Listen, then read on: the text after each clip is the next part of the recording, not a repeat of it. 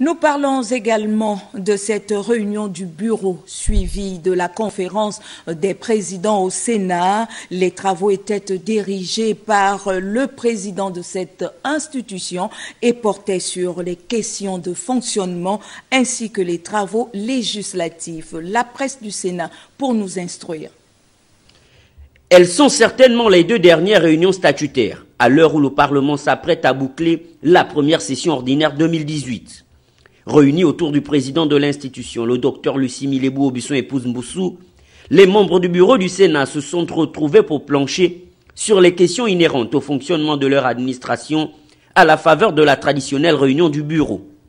Parmi les points saillants de cette rencontre, la visite prochaine dans le cadre de la coopération parlementaire d'une délégation du Parlement britannique dans notre pays.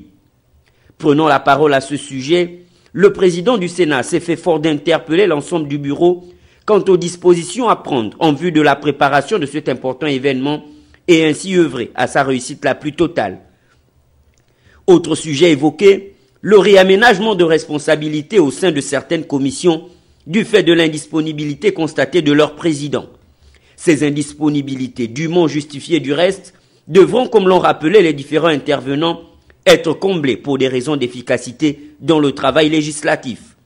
La conférence des présidents a réuni autour du bureau du Sénat et du ministre en charge des relations avec les institutions constitutionnelles l'ensemble des présidents des commissions permanentes.